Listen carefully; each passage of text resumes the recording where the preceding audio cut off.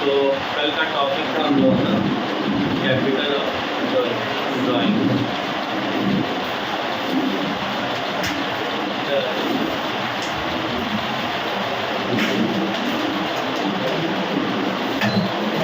Capital से basically business की liability बढ़ जाती है, क्योंकि जब ओनर बिजनेस में पैसा लगाता है तो बिजनेस की लायबिलिटी बढ़ जाती है। और जब कंपनी ओनर को पैसे देती है या कोई सामान देती है तो उसकी बिजनेस में लायबिलिटी घट जाती है। तो कैपिटल और ड्राइंग अकाउंट दोनों ही पर्सनल अकाउंट है, क्योंकि कैपिटल भी ओनर से रिलेट करता है और ड्राइंग्स भी। तो कैपिटल और ड्राइंग्स अकाउंट दोनों पर्सनल अकाउंट है। तो पर्सनल अकाउंट का ही रूल लागू होता है, और पर्सनल अकाउंट का रूल यही कहता है कि डेबिट द रिसीवर और क्रेडिट द गिवर। तो जब बिजनेस में पैसा आता है तो यहाँ पर ओनर गिवर होता है। इसी वजह से हम लोग कैश अकाउंट डेबिट को कैपिटल करते हैं। और जब ओनर बिजनेस से पैसा लेता है वापस, तो वहाँ पे वो हो जाता है रिसीवर। तो डेबिट द रिसीवर यानी ड्राइंग को हम लोग डेबिट कर देते हैं। तो कैपिटल और ड्राइंग को जो डेबिट कर रहे हैं, एक चीज़ समझने का तो ये है कि लायबिलिटी बढ़ रही है घट रही है, इस वजह से कर रहे हैं।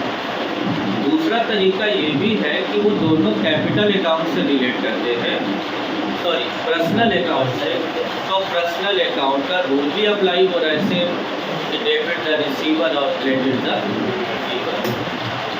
एक टॉपिक और आज हम लोगों को डिस्कस करना है रिटर्न के केस।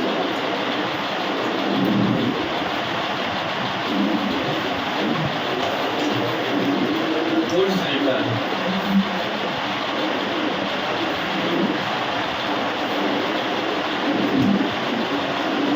ये अक्सर बिजनेस में होता रहता है कि हम लोग गुड्स परचेज करते हैं और फिर रिटर्न कर देते हैं। रिटर्न करने की वजह क्या होती है?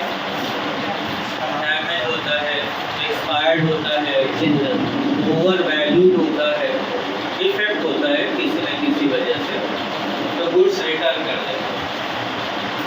तो गुड्स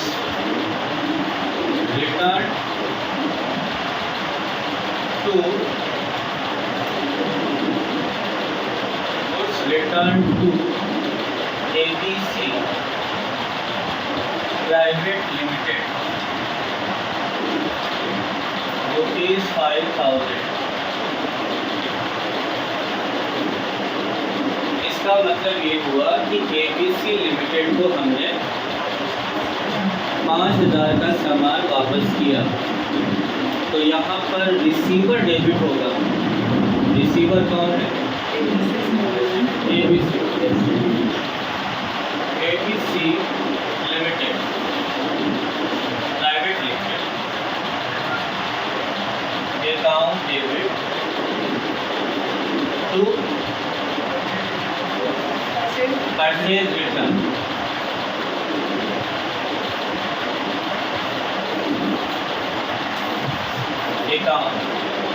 परचेज रिटर्न को एक नाम और है रिटर्न आउटवर्ड, या परचेज रिटर्न को रिटर्न आउटवर्ड भी बोलते हैं। या नरेशन लिख देंगे आप गुड्स रिटर्न।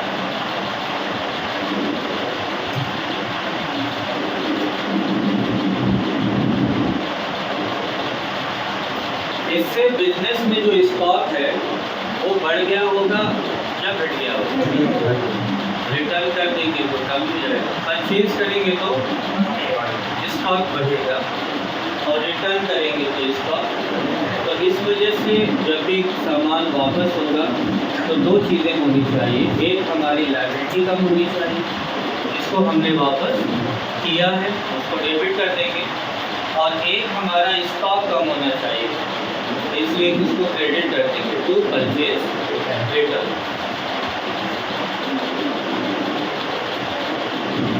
गुड्स रिटर्न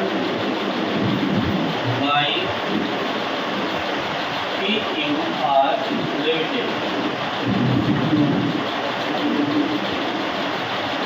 यहाँ पर लिखा है कि गुड्स रिटर्न बाय, मतलब PQR ने किया है।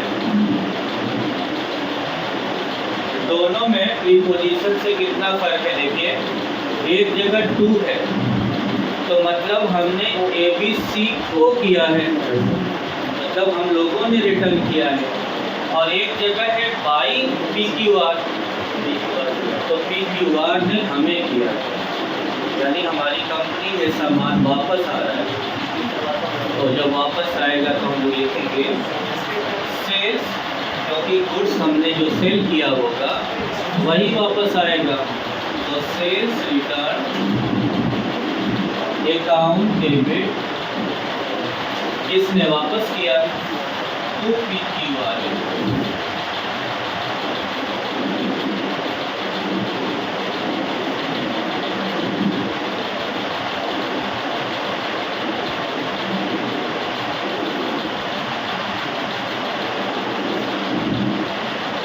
फिर से आप देखिए कि गुड्स परचेज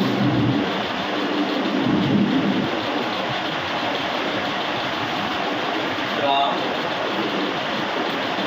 दिलीप ₹6,000। इसमें लिखा है कि आपने गुड्स परचेज किया दिलीप से, तो कंपनी के बिहाफ पर आप लोग एंट्री करिए,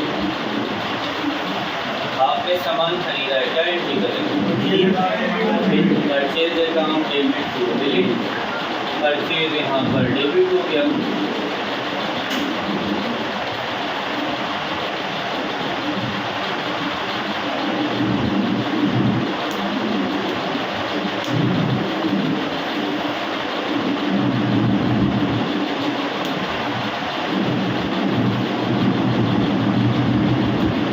इस एंट्री से बिजनेस में स्टॉक बढ़ रहा है या घट रहा है, कुछ खरीदेंगे तो सामान आएगा नहीं और कंपनी में स्टॉक बढ़ जाएगा। जब आपका स्टॉक बढ़ गया तो फिर आपने चेक किया तो उसमें से कुछ सामान डिफेक्ट मिला, खराब मिला, तो आप क्या करेंगे, गुड्स रिटर्न टू दिलीप, जिससे खरीदा था उसी को आप वापस कर देंगे। तो 2,000 रुपये का सामान आपने वापस किया। अब यहाँ एंट्री क्या करेंगे, इसको वापस करेंगे, तो टू दिलीप यानी दिलीप को वापस किया, तो डेबिट द रिसीवर यानी दिलीप को डेबिट कर देंगे। Debit to purchase return, goods return.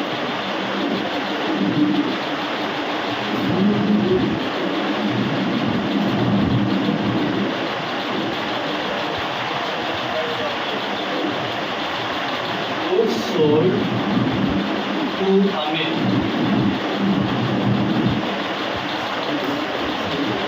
Amit को सामान बेचा,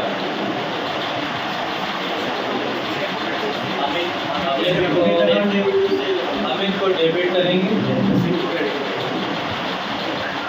Amit debit to sales account, goods sold on credit भी लिख सकते हैं, 5,000 रुपये। अब यहाँ पर वापस कौन कर सकता है, तो स्टॉक हमारे पास आए तो फिर एंट्री लिखी रहेगी, गुड्स रिटर्न बाई अमित, ऐसा लिखा रहेगा। 1,000 रुपये का अमित ने स्टॉक वापस किया। अब हमारे पास सेल्स रिटर्न हो जाएगा, sales return account debit to Amit हो जाएगा,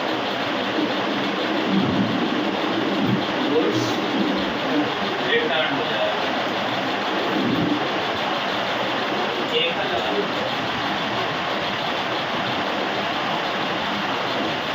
रफ कर दें, सबको ले लें।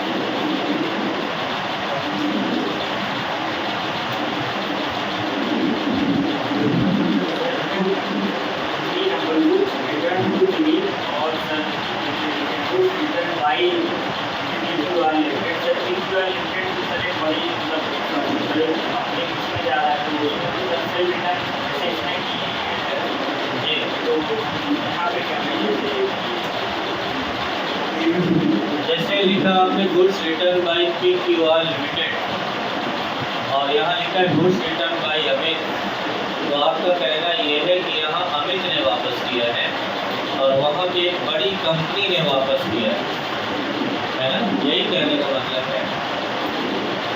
तो चाहे एक व्यक्ति सामान वापस करे, चाहे कोई कितनी भी बड़ी कंपनी वापस करे, रूल तो एक ही होता है ना। तो उसको परचेज रिटर्न करेंगे? नहीं, देखिए सिर्फ व्यक्ति ही सामान नहीं खरीदता, संस्था भी तो सामान खरीदती है ना। एक दुकानदार को भी तो सामान बेचता है, एक कंपनी को भी सामान बेचती है। ऐसा थोड़ी है कि एक कंपनी सिर्फ कस्टमर को सामान बेचती है, कस्टमर को तो बहुत बाद में सामान मिलता है। हकीकत तो ये है कि ज़्यादातर सामान company to wholesaler to retailer, पहले तो यही होता रहता है, लास्ट में जाके कस्टमर को सप्लाई होता है। तो हमको तो हर लेवल पे काउंटिंग करना है ना। कभी हम बड़ी ऑर्गेनाइजेशन से भी खरीदेंगे, कभी हम किसी व्यक्ति से भी खरीद लेंगे।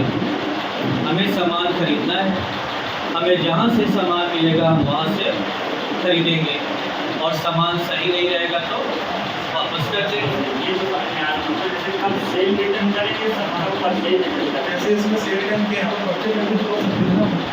यहाँ पर जैसे PQR ने वापस किया, तो जब कोई व्यक्ति वापस करेगा ना, तो इसका मतलब कि हमने वापस नहीं किया, हमसे जुड़ा हुआ व्यक्ति वापस कर रहा है। तो आपको ये सोचना था कि जब कोई व्यक्ति वापस करेगा सामान तो वो परचेज रिटर्न नहीं होगा, सेल्स रिटर्न होगा, जिसका मतलब हमने उसको पहले बेचा होगा। इसमें ये लिखा होना जरूरी बिल्कुल नहीं है कि पहले मैं लिख देता यहाँ पर तो आपका कन्फ्यूज़न दूर हो जाता।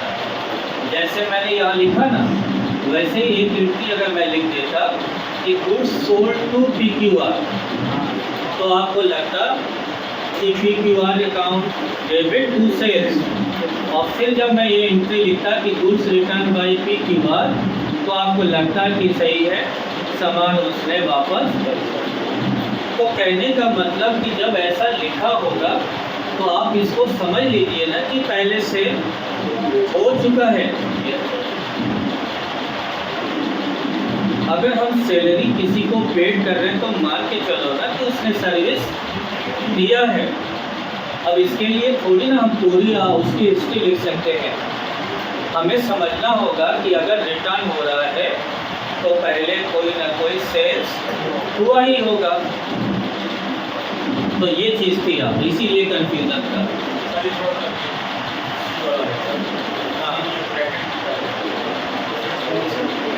गुड्स सोल्ड टू हमें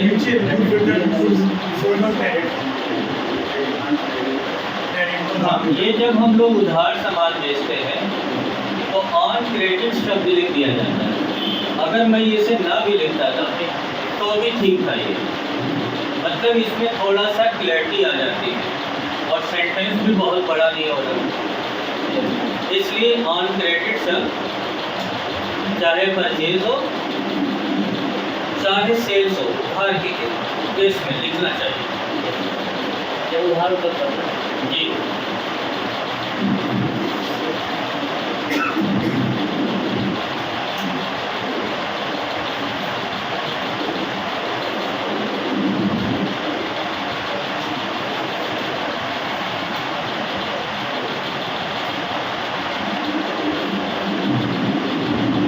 Goods return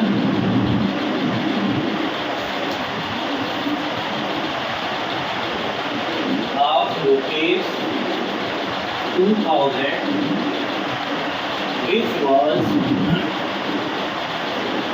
earlier purchased.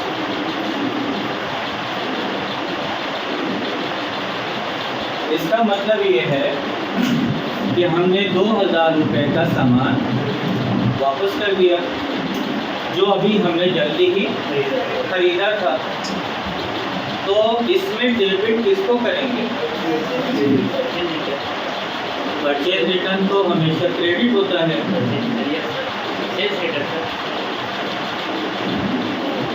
देखिए इसमें नाम होता अगर तो आप लिख देते Amit account debit to purchase return. इसमें नाम तो है नहीं, उस केस में आप लिखेंगे cash account debit to purchase return. ये बताओ कि हमने पहले सामने नहीं आ दिया कैसे जी बताते हैं।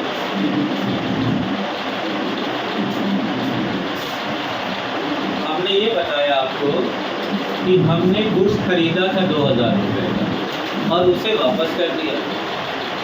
तो जब हमने नाम नहीं लिखा उसका कि किसको वापस कर दिया, इसका मतलब ये है कि नाम इम्पोर्टेंट है नहीं। जब आप किसी को नकद बेचते हैं सामान तो क्या वहाँ पर उसका नाम लिखना ज़रूरी होता है या कैश? कैश लिखा जाता है। जैसे 5000 रुपये का सामान अमित को आपने कैश में बेचा, तो क्या आप Amit account debit to sales लिखते हैं या cash account debit to sales लिखते हैं? तो जब वहाँ पर कैश होता है तो नाम तो नहीं लिखा जाता। तो जब यहाँ पे गुड्स रिटर्न हो रहा है 2000 रुपये का जो पहले ही खरीदा गया था और किसको वापस किया गया है ये नाम ही नहीं लिखा है, तो इसको क्यों ना हम ये समझे कि नगद खरीदा होगा और वो उसको वापस कर रहे हैं तो उसका पैसा भी हमें मिल रहा है। हमेशा ऐसा थोड़ी होता है। क्या आपने प्रैक्टिकल लाइफ में ऐसा देखा है कि जब आप सामान वापस करेंगे तो पैसा नहीं मिलेगा? मिलता है पैसा।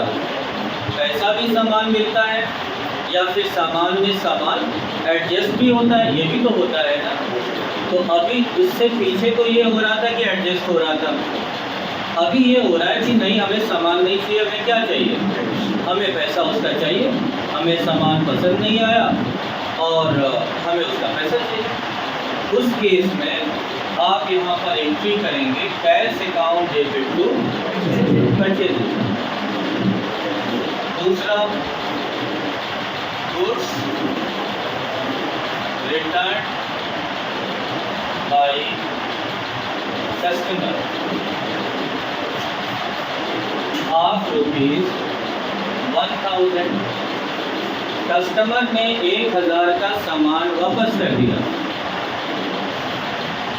तो सामान तो वापस आएगा, सेल्स रिटर्न तो होगा ही। Sales return account debit to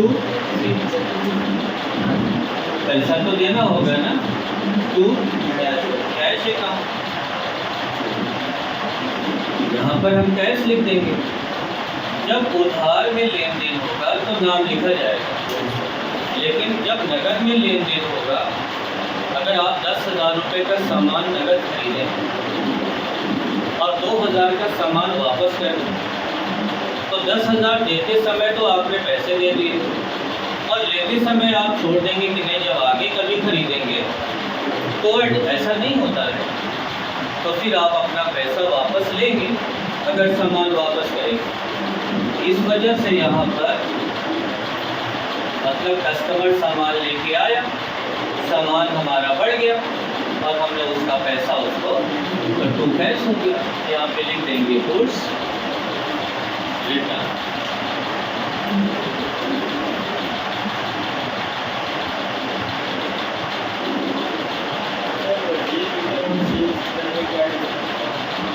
purchase return हमेशा बिजनेस की तरफ से होता है। मतलब आप किसी बिजनेस की अकाउंटिंग करेंगे तो कंपनी आपकी सामान वापस कर देगी। तो परचेज रिटर्न कौन करता है? आपका बिजनेस। और सेल्स रिटर्न कौन करता है? आपका कस्टमर। दोनों में फ़र्क नहीं है, बहुत फ़र्क है। एक, आप जिस कंपनी में वर्क करते हैं तो क्या आप सामान बना के बेचते हैं या आप खरीदते भी होंगे? तो एक कंपनी जो खरीदती होगी सामान वो भी तो वापस कर सकती है ना, कि उसे कैसे भी करके बेचना ही होगा, नहीं खराब होगा तो वापस करना पड़ेगा।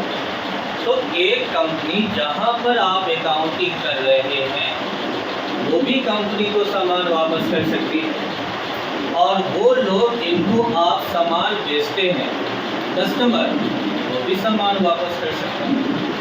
तो कंपनी अगर सामान वापस करे तो उसका नाम होगा परचेज रिटर्न, और कस्टमर अगर सामान वापस करे तो सेल्स रिटर्न। PQR लिमिटेड क्या है? PQR लिमिटेड ने किया है। अगर हमने किया होता तो परचेज रिटर्न होता। अगर कोई व्यक्ति वापस करे हमारे बिजनेस को तो वो व्यक्ति हमारे लिए कस्टमर है।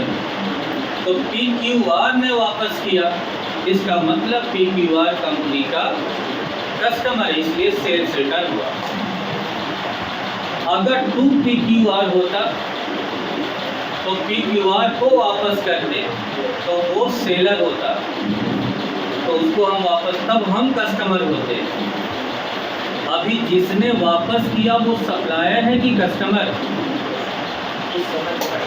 तो कस्टमर के लिए सेल्स रिटर्न होता है, और सप्लायर के लिए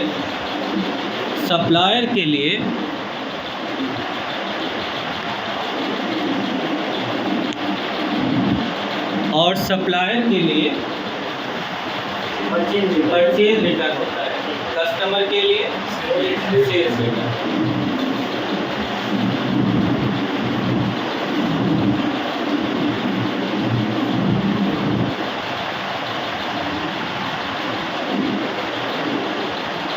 एक रिसीप्ट की एंट्री कर लेते हैं।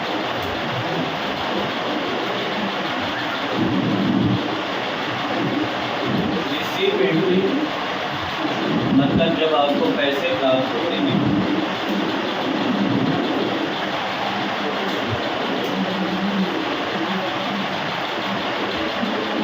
Goods sold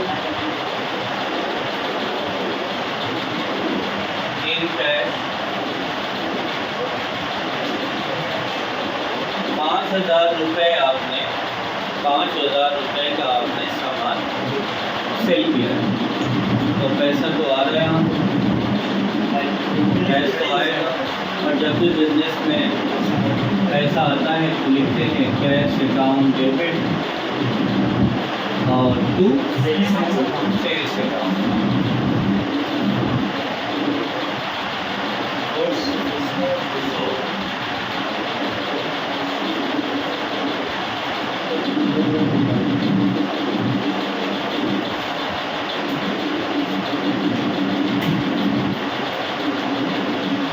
Goods sold by check of rupees 10,000। अब यहाँ पर आपने सेल किया, हाँ, तो आपको चेक मिला, तो चेक मीन्स कि बैंक में जमा होगा, तो bank account debit to sales account.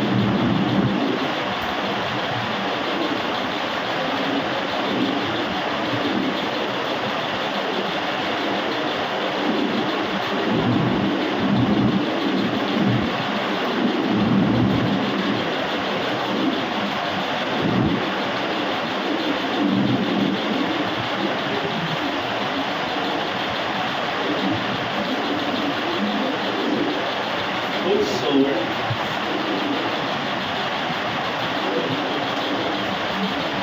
of rupees 10,000 and receive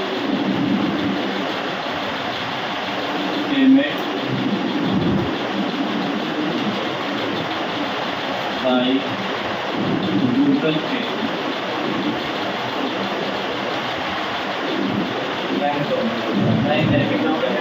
bank account ही हो जाएगा। गूगल पे से पेमेंट आ गया तो आपके बैंक में ही पैसा आ गया। Bank account debit to sales account.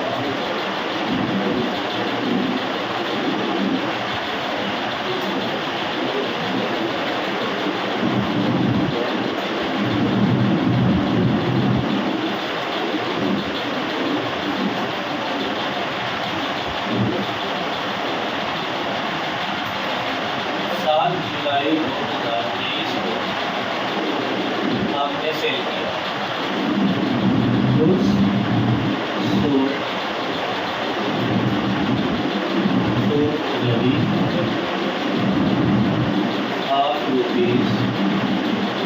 ₹5,000 and check receipt।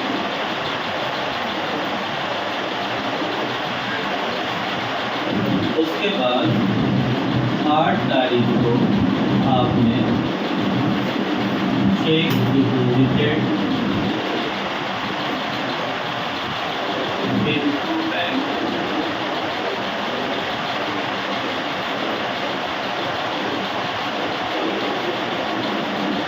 अब इस एंट्री को अगर आप देखेंगे तो 7 तारीख को आपने सेल किया 5,000 को, 5,000 का और चेक मिल गया।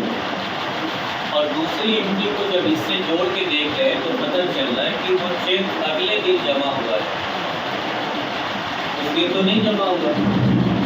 तो इसका मतलब जब दिन बदल जाएगा ना तो ट्रांजैक्शन अलग हो जाएगा। हम bank account debit to sales तब लिखते हैं जब चेक मिले जिस दिन, उसी दिन बैंक में जमा मिले। तो यहाँ पर हम ये मान के कर रहे थे कि मुझे चेक मिला और मैंने उसी दिन बैंक में, ऐसा लिखा नहीं है बट हम ये मान के चलेंगे तो हमने कर लिया। बट इस केस में तो साफ लिखा हुआ है कि चेक हमें रिसीव हुआ और अगली एंट्री को जब पढ़ा तो पता चला। अगर ये एंट्री ना होती ना तो मान लेते कि उसी दिन क्या हुआ, जमा हो गया था।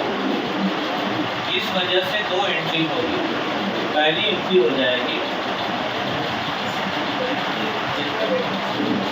और चेक हमने सेल किया है, चेक से हम पैसा मिला है तो हम लोग लिखेंगे cheque in hand account debit to sales account.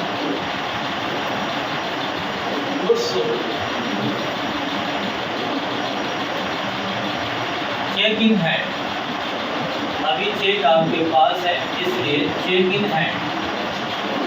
और जब आप उसे बैंक में जमा करेंगे, एंट्री करेंगे bank account debit to cheque in hand.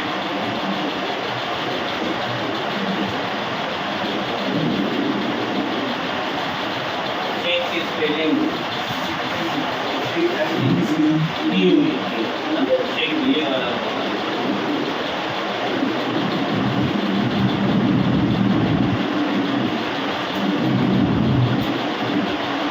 Check deposited,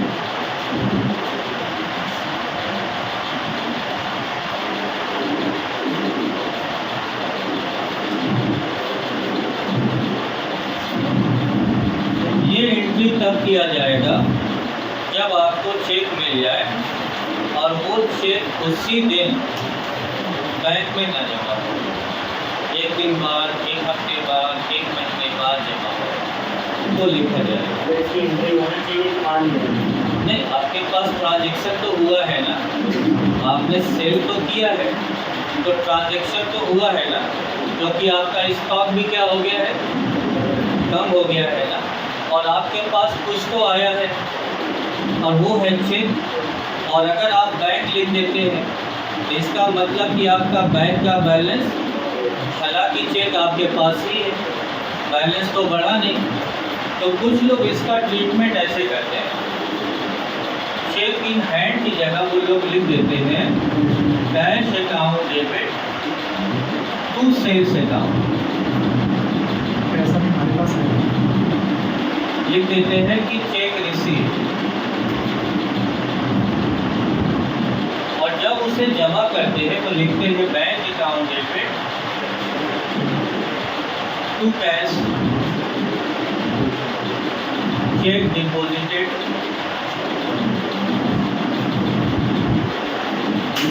दोनों सही है। ये दोनों एंट्री जो मैंने बताई और ये भी, बट ये एंट्री टेक्निकली सही नहीं है। लेजर अकाउंट सही हो जाएगा। देखो इसमें हो क्या रहा है, कैश को डेबिट करने से कैश का बैलेंस बढ़ रहा है, जबकि रियल में कैश का बैलेंस बढ़ नहीं रहा। तो आपके कैश के टर्नओवर में ये दिखेगा कि आपका साल भर का कैश इतना बढ़ा, और ये भी दिखेगा कि इतना कैश गया, जबकि रियलिटी में आपको पता है कि ना कोई कैश आया था ना गया था। तो ये बेहतर तरीका तो नहीं है। इसलिए मैंने उसके लिए ये तरीका आपको बताया कि चेक इन हैंड लिखने से कैश अफेक्ट नहीं होगा। भाई कैश का बैलेंस तो बढ़ेगा नहीं, और चेक इन हैंड कोई बैंक अकाउंट तो है नहीं कि बैंक का भी बैलेंस बढ़ जाए। तो एक तरह का सेटलमेंट है जिसके जरिए जब चेक से ट्रांजैक्शन होगा तो हम चेक को रिसीव कर लेंगे, और जब डिपॉजिट करेंगे तो उसी से उसका डिपॉजिट कर देंगे। चेक को डेबिट करने से और चेक इन हैंड को क्रेडिट करने से दोनों कैंसिल हो जाएगा। अगर आप इसको और इसको कैंसिल कर दें तो बचा क्या? सेल्स बचा, तो सेल्स तो क्रेडिट में है, तो पहले डेबिट बोला जाता है। तो डेबिट क्या है? बैंक अकाउंट डेबिट, तो फिर एंट्री तो यही होना चाहिए था, वो हो गया। लेकिन ये एंट्री तब हो गया जब सेल्स की डेट अलग हो और पेमेंट रिसीव करने की डेट, तब ये दो ट्रांजैक्शन करना पड़ता है। और ये कोई मतलब ऐसा नहीं कि बिल्कुल अलग एंट्री हो रही है।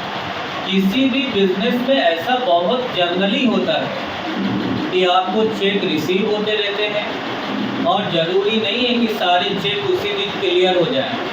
2 दिन, 4 दिन, 5 दिन, 10 दिन का टाइम लगता ही लगता है। इसलिए ये ट्रीटमेंट करना बहुत ज़रूरी है। और जो लोग ये ट्रीटमेंट करते हैं उनकी अकाउंटिंग तो सही हो जाएगी, मतलब बैलेंस मैच करेगा। बट जब उसको स्टडी करेंगे, एनालिसिस करेंगे, तो वैल्यू ज़्यादा दिखेगी बढ़ती हुई और दिखेगी घटती हुई, जो कि सही तरीका नहीं है। इसलिए हम इसको जो है नहीं करते। हम इसको फॉलो करते हैं कि इससे हमारी बैलेंस शीट पर कोई असर, यहाँ तो एक बार हमारी बैलेंस शीट में कैश का लेजर बढ़ेगा और एक बार, जबकि रियलिटी में ऐसा कुछ हुआ तो वो तो सही नहीं है।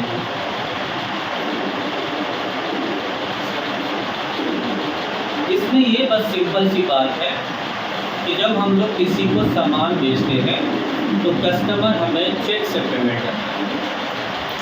अगर आप वो चेक उसी दिन शाम तक बैंक में जमा कर दें, तब आप ये एंट्री कर सकते हैं bank account debit to sales.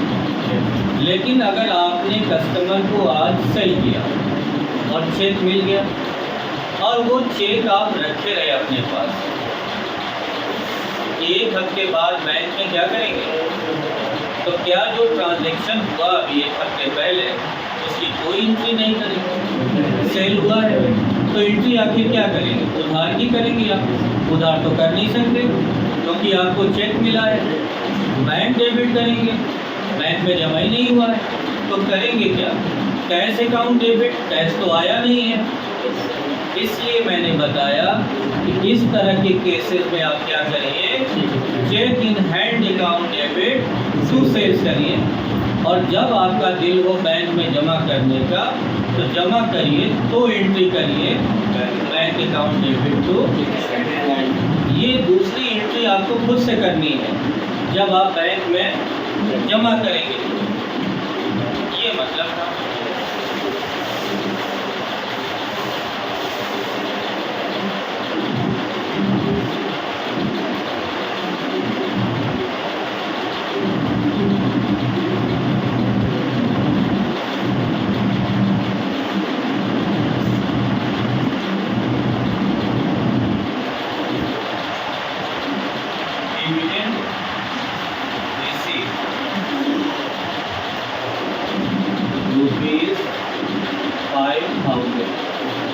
क्या MCQ? Account debit to dividend मतलब डिविडेंड का मतलब लाभांश, लाभ का अंश। जब आप शेयर मार्केट में पैसा लगाते हैं तो कंपनी को जो प्रॉफिट होता है उस प्रॉफिट में से कुछ परसेंटेज कंपनी अपने शेयर होल्डर को दे देती है, उनको शेयर दे देती है, उसमें से हिस्सा दे देती है, क्योंकि उन्होंने कंपनी में क्या किया है, इन्वेस्टमेंट, और किया है। कंपनी को बहुत फ़ायदा हुआ होगा। तो फ़ायदा किसकी वजह से हुआ होगा? आप लोगों की वजह से हुआ होगा, हमारी वजह से हुआ होगा, क्योंकि हमने कंपनी का शेयर खरीदा था तो वो पैसा कंपनी के पास गया होगा, तो कंपनी ने उस पैसे से बिजनेस किया होगा, प्रॉफिट हुआ होगा, तो क्या आपका राइट नहीं बनता उस प्रॉफिट में? बनता है। तो शेयर, जितनी भी शेयर कंपनियां होती हैं, शेयर इशू करती हैं जितनी भी कंपनियां, वो साल के आखिर में जितना प्रॉफिट होता है उसमें से 1%, और वो परसेंटेज क्या होगा, वो बोर्ड ऑफ डायरेक्टर डिसाइड करता है। कंपनी में कुछ डायरेक्टर्स होते हैं, वो बैठ के डिसाइड करते हैं कि इस साल हमें मुनाफे का कितना परसेंट अपने शेयर होल्डर को देना चाहिए। सपोज कि उन लोगों ने डिसाइड किया कि एक शेयर पर आपको 5 रुपये दिया जाएगा, तो आपके पास 1000 अगर किसी कंपनी का शेयर होगा तो आपको कितना मिल जाएगा? आप समझ रहे हैं? अगर आपके पास सिर्फ किसी कंपनी का शेयर 100 होगा तो कितना मिलेगा आपको, और किसी के पास 10,000 शेयर होगा 50,000 मिल जाएगा।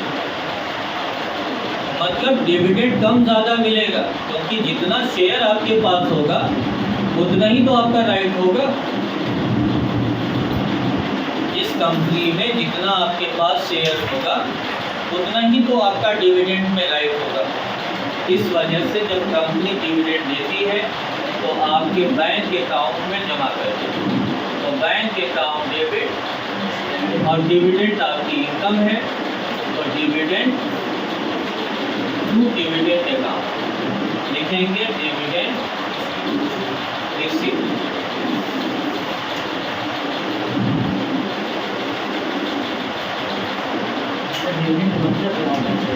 डिविडेंड का मतलब होता है लाभांश।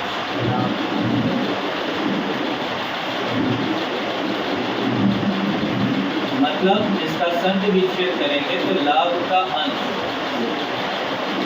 यानी पोर्शन ऑफ प्रॉफिट, प्रॉफिट का एक हिस्सा। भाई उतना ही हिस्सा आपको मिलेगा ना जितना आपका उसमें इन्वेस्टमेंट होगा, तो जिसका जितना इन्वेस्टमेंट होगा उसको उतना ज़्यादा। अब आप 2 शेयर खरीदे हैं तो आपको 10 ही रुपये में संतुष्ट होना पड़ेगा। भाई जितना इन्वेस्ट करेंगे उतना ही तो मिलेगा। नेक्स्ट डेट के अंदर खरीदना होता है, जो उसकी डेट है जाने को उसके पहले नेक्स्ट डेट जो रहती है। अच्छा, इसमें क्या डेट का भी है क्या? क्या ये कुछ है ना, मतलब इतने समय तक के लिए, मतलब जैसे आज है कल तो नेक्स्ट डेट जो होती है, नेक्स्ट डेट के पहले का। देखिए, जब भी डिलीवरी बेस्ड ट्रेडिंग होती है, इंट्राडे ट्रेडिंग में तो नहीं, डिलीवरी बेस्ड ट्रेडिंग होती है, तो आपको परचेज करने के बाद एक टाइम पीरियड तक होल्ड करना पड़ता है। जब आप उसे होल्ड नहीं करेंगे, सेल नहीं करेंगे, तभी तो कंपनी आपके पैसे को यूटिलाइज करेगी।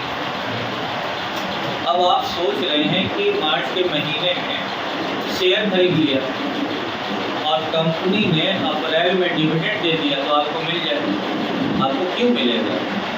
जब आपका एक टाइम पीरियड तक उसमें इन्वेस्टमेंट नहीं था तो नहीं मिलेगा। तो कम से कम 9 मंथ या एटलीस्ट 12 मंथ का होल्डिंग पीरियड होता है। जब पैसा लगा के छोड़ देंगे तो एक्सपेक्ट करिए कि आपको डिविडेंड मिलेगा। कंपनियां 2 बार भी डिविडेंड देती हैं, एक बार बीच में दे देती हैं। क्या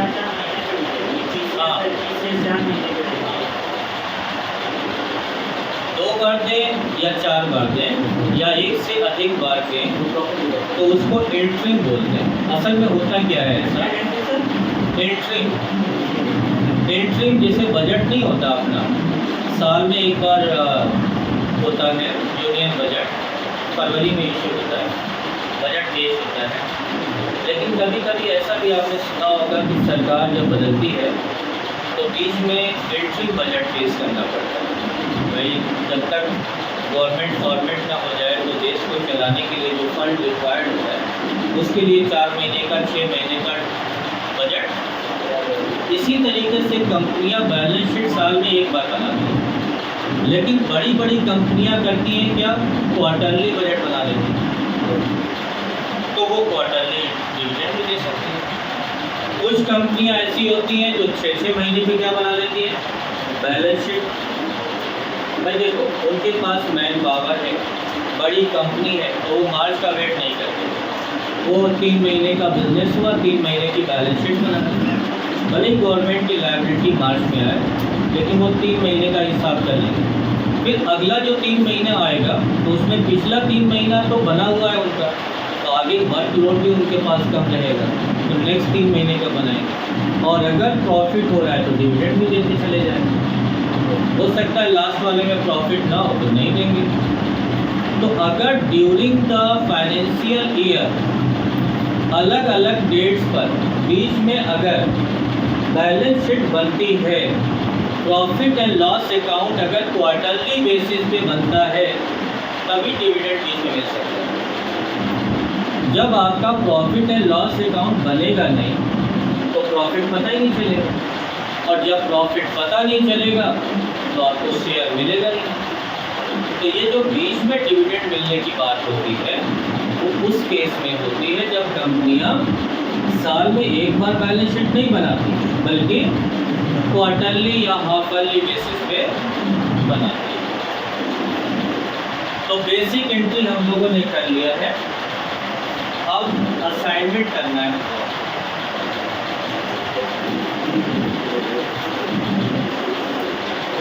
तो कल से हम लोग असाइनमेंट